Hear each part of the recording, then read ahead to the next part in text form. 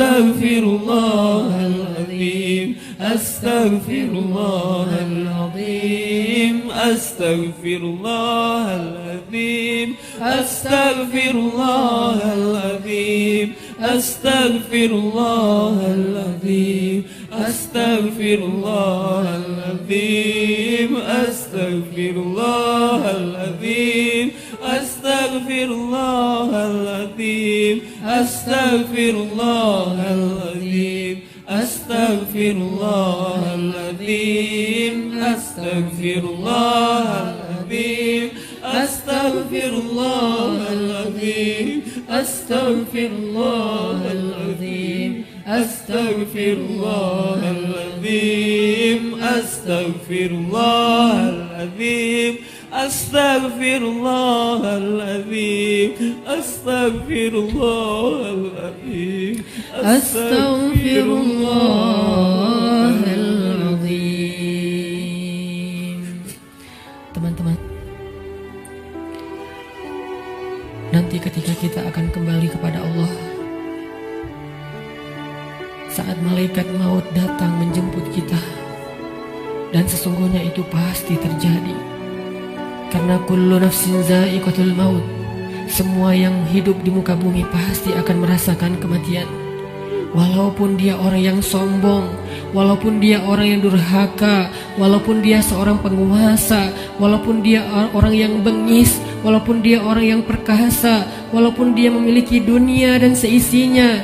Fir'aun didatangi oleh kematian, Haman didatangi oleh kematian, Qarun didatangi oleh kematian, Namrud didatangi oleh kematian. Orang-orang dari suku Aus dan orang-orang dari suku-suku yang terdahulu, Ad dan Tsamud, didatangi oleh kematian. Seberapapun mereka sombong dan congkak di muka bumi, atau bahkan seberapapun mereka soleh, seberapapun mereka taat kepada Allah, seberapapun mereka bertakwa dan beriman, mereka pun akan merasakan kematian. Rasulullah SAW, manusia paling sempurna, kekasih Allah. Allah mencintainya dan menjadikan namanya bersandingan dengan nama Allah, pun merasakan kematian. Nabi Ibrahim merasakan kematian. Para anbiya dan solehin semua merasakan kematian. Bagaimana mungkin kita tidak, teman-teman? Orang-orang sebelum kita yang soleh, yang durhaka, semuanya merasakan kematian. Bagaimana mungkin kita tidak? Semua kita pasti akan mendapatkan giliran. Hari ini, tahun ini, atau beberapa tahun lagi. Tapi yang pasti, hari itu akan tiba. Ketika malaikat maut datang menjemput kita, kita tidak akan punya waktu satu detik pun untuk menundanya. Yang belum sempat bertemu dengan keluarganya tidak akan bertemu lagi. Yang belum sempat meminta maaf kepada kedua orang tuanya tidak akan sempat lagi meminta maaf. Yang belum sempat untuk datang bersimpuh di depan kaki ibundanya tidak akan bisa melakukannya lagi. Yang ingin mengecup kening anak-anaknya yang dia cintai sudah tidak akan mampu melakukannya lagi. Yang ingin meminta maaf kepada istri yang pernah dia zalimi, suami yang pernah dia durhakai, tidak akan punya lagi kesempatan. Ketika malaikat mau datang, dia hanya bisa terdiam. Hatinya penuh dengan rasa gelisah, khawatir, bingung, takut, dan menyesal terhadap kehidupannya yang sia-sia. Malaikat akan berkata kepadanya, "Wahai hamba Allah, telah datang kepadamu kebenaran yang dijanjikan Allah. Inilah hari kamu akan kembali kepada Allah. Inilah hari kamu akan kembali ke hadirat Allah. Kamu siap ataupun tidak? Aku telah diperintahkan dan aku tidak suka untuk mengingkari perintah Allah." Kita tidak akan bisa meminta kepada malaikat maut, "Wahai malaikat, berikan saya kesempatan satu hari lagi untuk bertaubat, berikan kesempatan saya untuk sholat, berikan kesempatan saya untuk sholawat, berikan kesempatan saya untuk memperbaiki diri, meninggalkan maksiat." Berikan saya 1 hari saja, wahai malaikat. Malaikat tidak diciptakan untuk mengingkari perintah Allah. Bagaimanapun kita memelas di depan malaikat, malaikat tidak akan kasihan kepada kita. Bagaimanapun kita menawarkan apa saja kepada malaikat, wahai malaikat, ambillah dunia dan seisinya, asal engkau berikan kepada saya nyawa sehari saja. Dunia dan seisinya tidak berharga di depan malaikat. Wahai malaikat, saya belum sempat bertemu dengan anak saya yang masih kecil. Saya belum sempat mendidik mereka menjadi anak yang solih. Wahai malaikat, saya menyesal pernah durhaka kepada suami saya. Wahai malaikat, saya pernah memukul istri saya dan belum sempat meminta maaf. Beri saya kesempatan untuk bertemu keluarga saya. Jangan cabut nyawa saya di perjalanan. Izinkan saya sampai ke rumah walaupun sesaat saja. Malaikat tidak akan mendengar permintaan kita. Karena ketika datang waktunya, la yastaqdimuna sa'atan wala yastakhirun, tidak akan didahulukan walaupun sejenak dan tidak akan ditunda. Saat itu teman-teman sekalian, kita hanya bisa diam, kita hanya bisa pasrah. Seandainya keluarga kita ada di sekeliling kita, mereka pun hanya bisa menatap kita dengan kasihan, melihat betapa nafas kita terengah-engah, merasakan sakitnya sakaratul maut. Tidak ada yang bisa mereka lakukan untuk menolong kita. Ibu, ayah, saudara, pasangan, anak, tak seorang pun bisa menolong kita pada hari itu, teman-teman. Semuanya hanya menatap kita dengan kasihan. Dan kita pun menatap mereka untuk terakhir kalinya. Dicabutlah nyawa dari ujung kaki kita.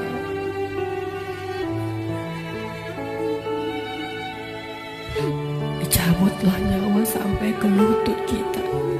Rasa dingin menjalar dari ujung jari kita sampai ke lutut, disertai rasa sakit yang tidak bisa dibayangkan. Lalu menyesak sampai ke dada kita, seolah-olah kita berada di sebuah lubang yang sangat kecil, yang bahkan lebih kecil daripada lubang jarum, sehingga kita tidak punya ruang untuk bernafas. Tiba-tiba kita menjadi tersesak.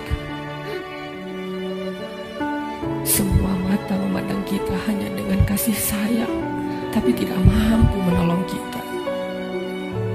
Tiba-tiba kita tidak bisa bersuara.